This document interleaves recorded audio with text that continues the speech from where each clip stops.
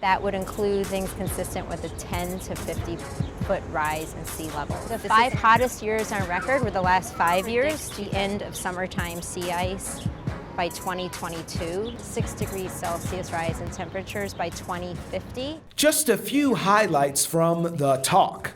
A rite of passage for new members of a worldwide grassroots group called Extinction Rebellion. A new chapter from Brooklyn thinks we shouldn't go down without a fight. We're running out of time. Let the corporations. What do we want? When do we want it? Neither do the young activists of Sunrise Movement, fighting to make the world pay more attention to what they see in their future. At this point, delays are death. I've not actually tried this. Let's see what works. Some aren't satisfied with marches or rallies. They want higher visibility. They want to climb the globe to save the globe. This week, the start of a new season as we go in on the climate crisis.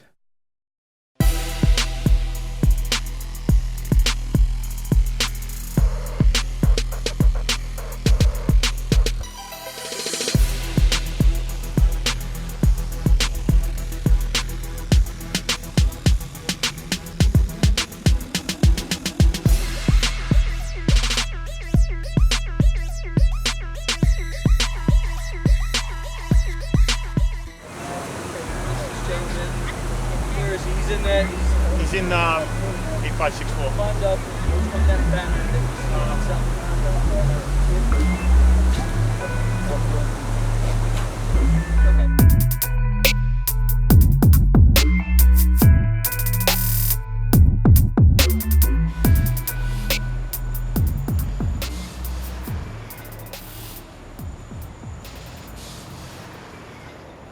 Okay. This is the new Hudson Yards subway station.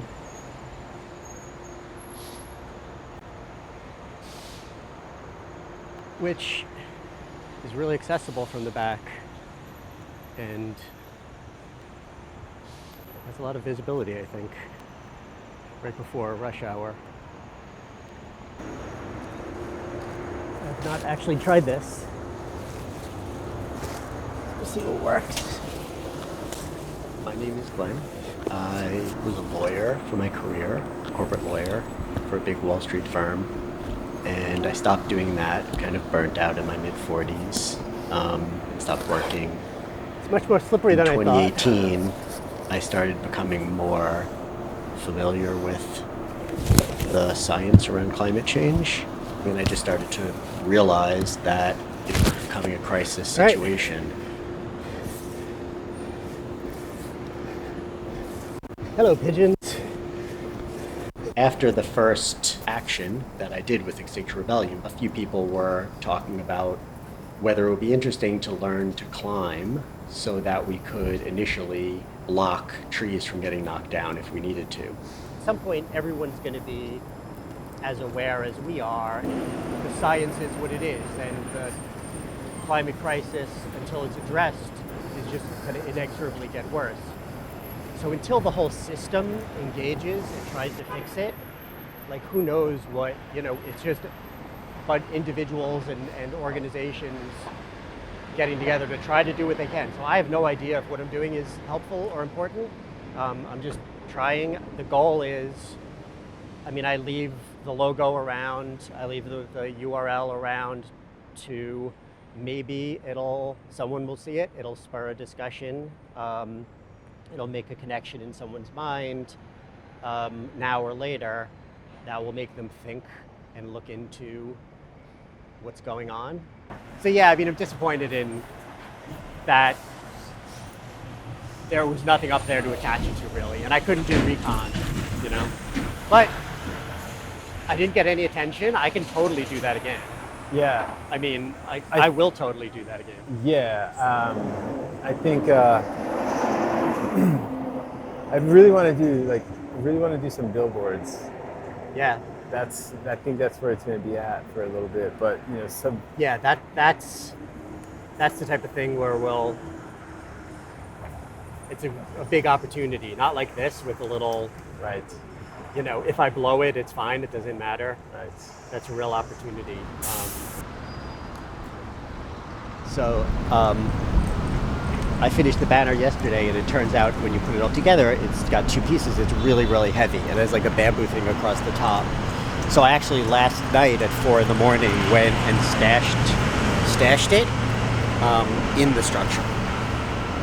So I'm not going to be like rushing the structure with some big suspicious looking thing. I just have me, and I have everything I need there.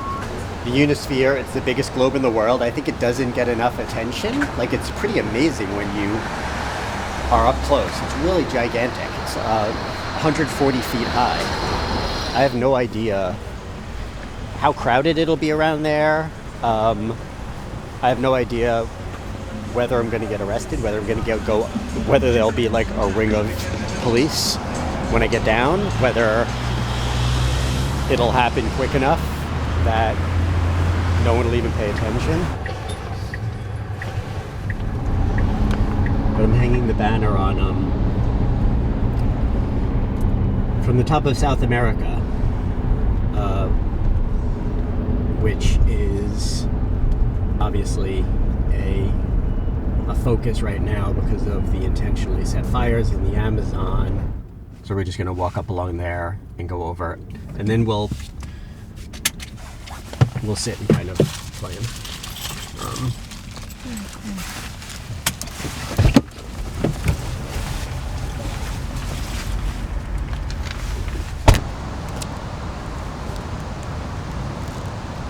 I mean, this is obviously going to all get wet, so I don't even know if it's worth it, but whatever.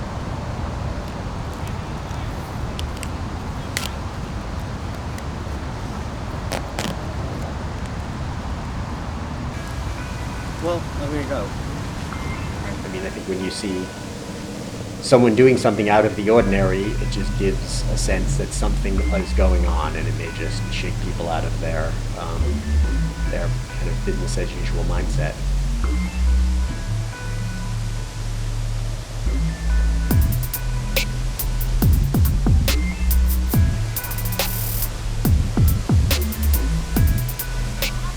I don't really care about being arrested. I'm very committed, personally, to the non-violent and non-destructive aspect of Extinction Rebellion. We're not destroying property.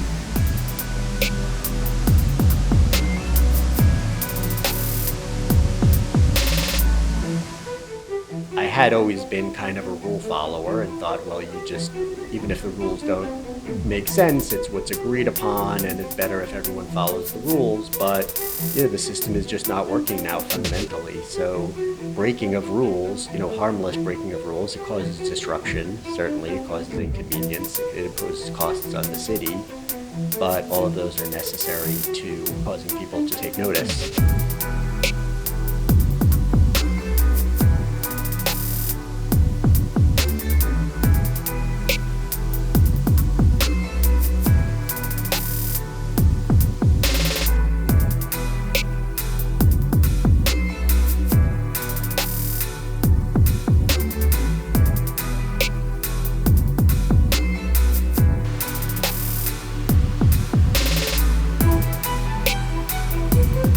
I look forward to not having to do this until there's a systemic approach to solving it.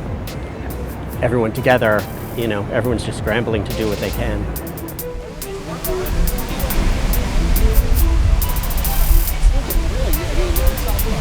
Climbing up the interior of South America, like it's not even...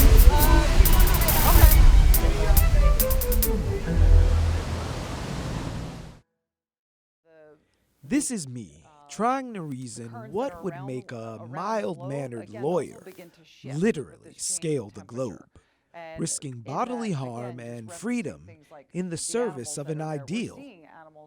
But like the boss said, you can't start a fire without a spark. And this group is pure kindling at a very sobering talk. The talk. So all of this brings us to what's called the sixth mass extinction. And we are in the midst of the sixth mass extinction. Mass extinction is just one of the threats presented, along with a large dose of scientific reasoning, a catalog of catastrophic weather, and genuine human emotion. All elements of a rite of initiation for every Extinction Rebellion member worldwide. We have so much richness,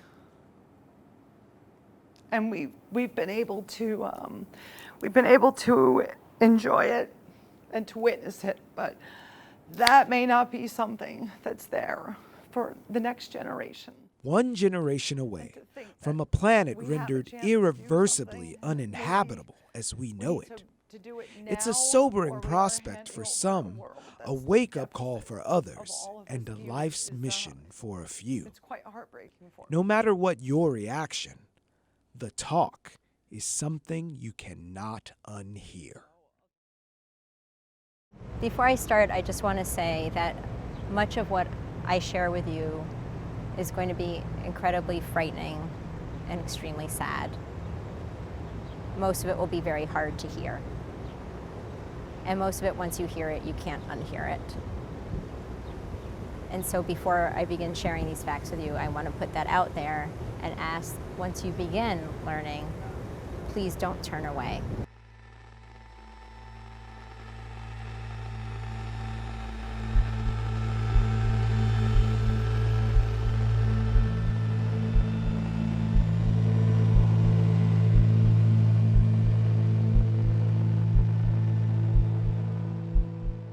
The IPCC report predicts rises of 4 to 5 degrees Celsius by 2100, but that's really considered a conservative estimate.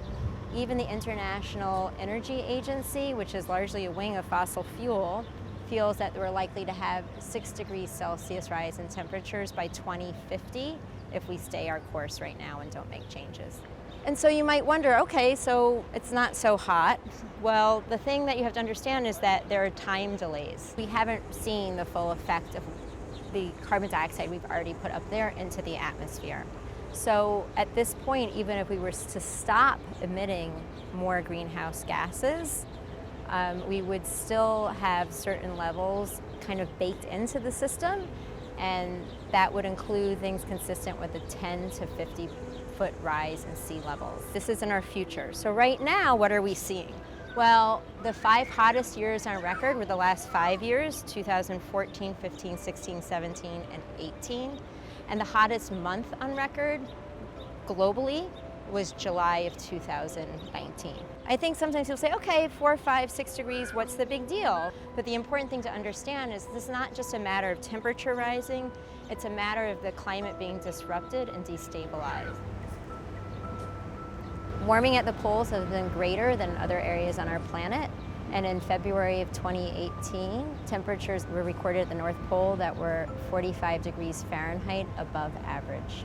James Anderson, who's a Harvard professor who has studied ice for a long time, said that at this point the Greenland ice sheet is melting at rates about 4 times faster than most models predicted, and he predicts the end of summertime sea ice by 2022. So I just want to stop here and say that this is August of 2019. So we're talking 3 years from now, there might not be sea ice in the summer. So sea level rise really happens for 2 reasons. One is that as ice is melting, that ice melt contributes water into the oceans. But in addition, as water warms, it expands. We've seen about 8 inches of sea level rise since 1880. Right now we're on track to have 1 to 4 feet of sea level rise by 2100. Another example of small changes in temperature having large environmental effects would be hurricanes. Since the early 1980s, hurricanes have increased both in frequency, duration, and intensity. And so we can expect to see more Category 4 and 5 hurricanes making landfall. As temperatures rise, snow melts sooner. And as snow melts sooner, wildfire seasons get longer and forests get drier. And as that occurs, we see more large-scale forest fires that are hard for forests to recover from. The 3 most expensive wildfires in U.S. history occurred in the last 2 years in California. There's kind of a background level of extinction or background rate that would be normal, and right now we're at about 1,000 times that rate.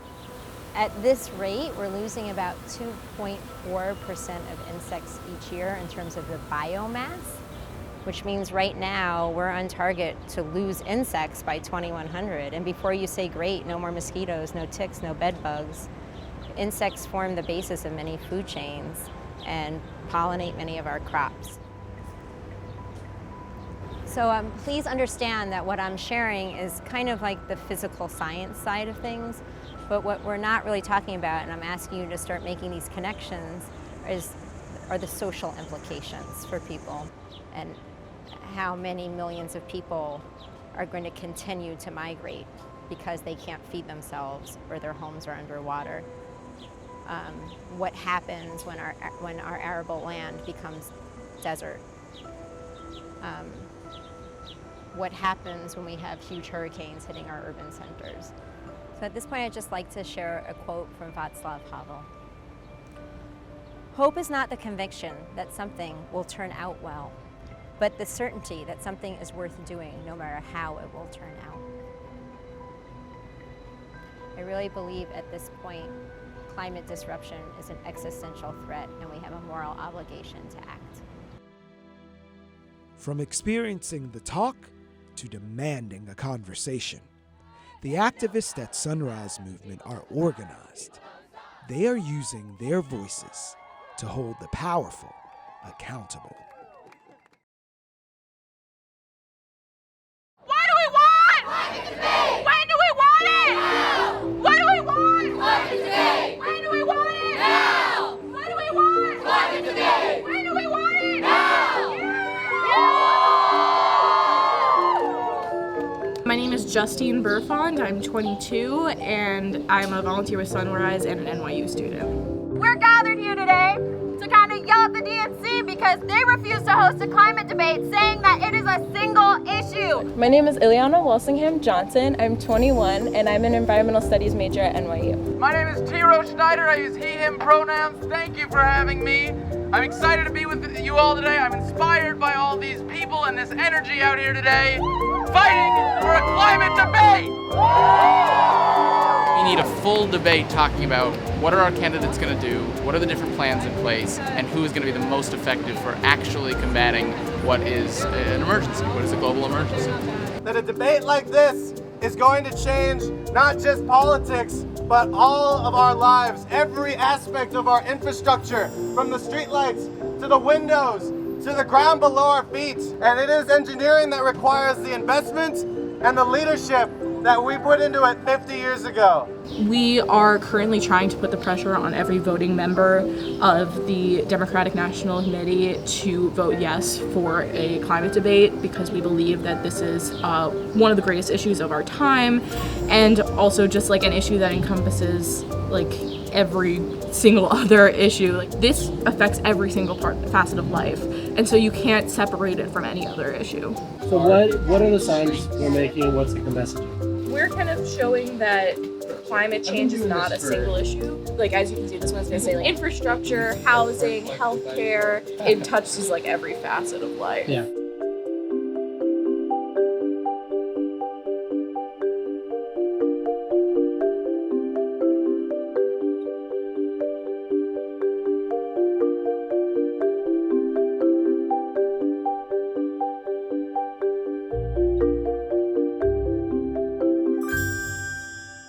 My name is Max Goldberg. I'm 25 years old.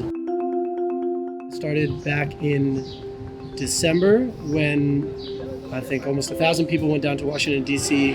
for Sunrise's second big protest, where we sat in Capitol Hill in the congressional offices. If you're just tuning in, we're here live from Nancy Pelosi's office for ActTV and The Real News, where the Sunrise Movement has convened 1,000 young climate activists here to demand a select committee on a Green New Deal. I think the reason why you see so many people who are passionate about this is because we're very scared.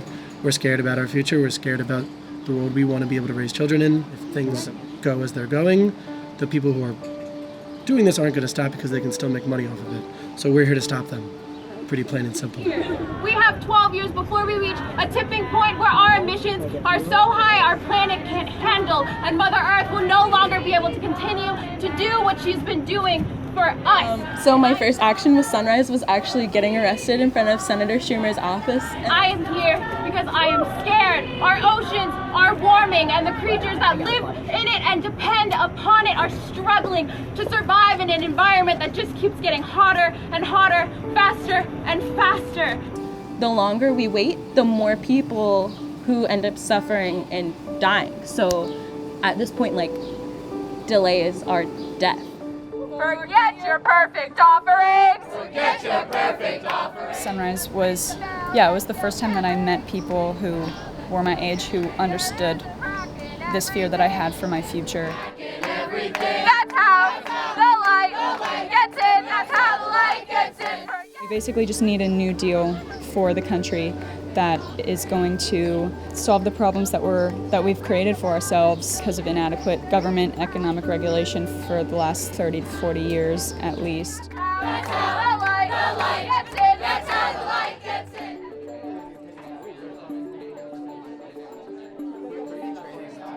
in! We've been asking voters to weigh in on what they'd most like to hear Democrats debate.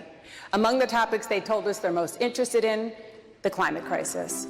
I'm going to increase the Department of Energy research budget by 5-fold because we fundamentally have to innovate our way out of this problem.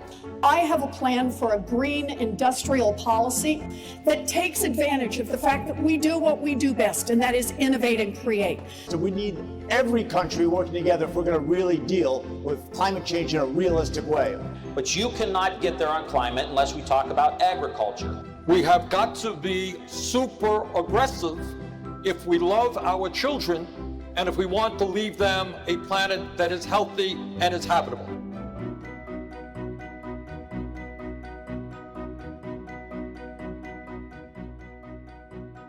I'm just so frustrated that no one mentioned like marginalized communities, or that who's going to be disproportionately affected by this crisis, or the fact that we need to those are the people we should be lifting up the most in our solutions to it, working people and communities of color. It's just frustrating. It's also frustrating that you hear them talking about how they're going to make this turn this into something for America first and make no mention of climate reparations.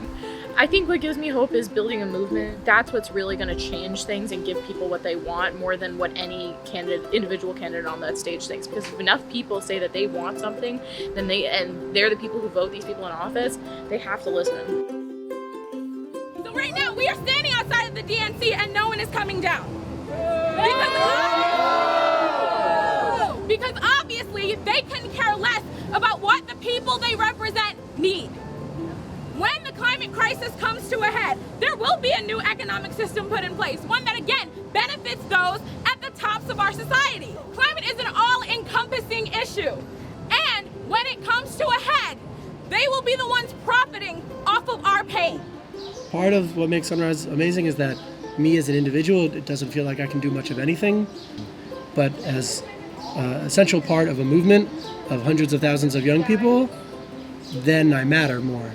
And we collectively have the weight and the know-how and the passion and the desire to really do something that could change the world and make the future livable for my kids and my kids' kids and everybody else's kids.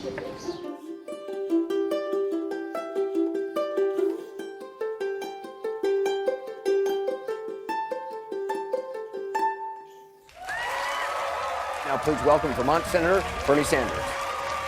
I want you to meet Christine Burfon from Brooklyn. She's a student at New York University, a volunteer with the Sunrise Movement, which is a youth climate group. In 2012, I witnessed Hurricane Sandy ravage this area. You have wavered at times in your stance on eliminating the filibuster.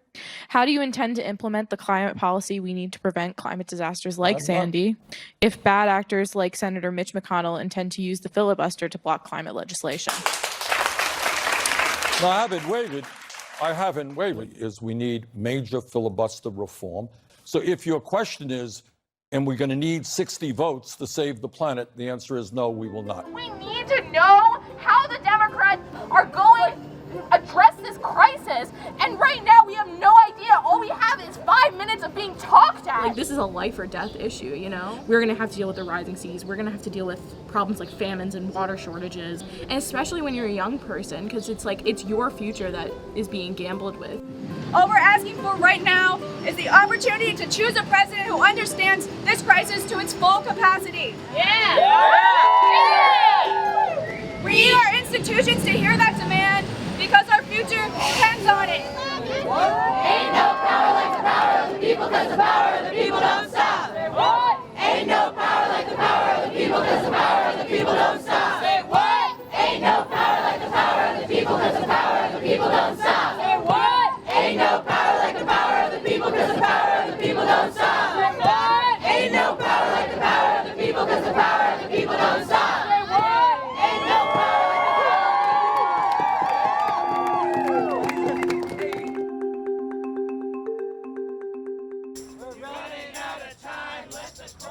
All together, the earth is on fire. We're running out of time, let the corporations burn. Thanks for going in with us on climate change. For more episodes, check us out on the web at youtube.com/BRIC TV. Bye now.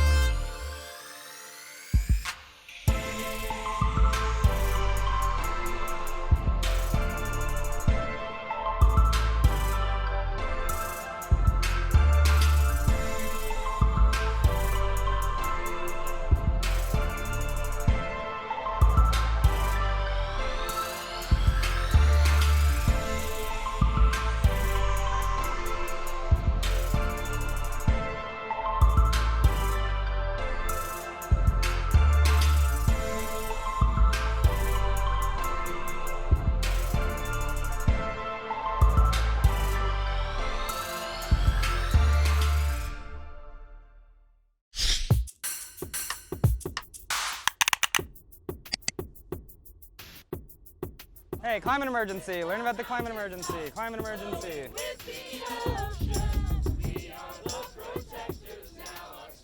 So this is all spectacle, but there's something very serious behind it.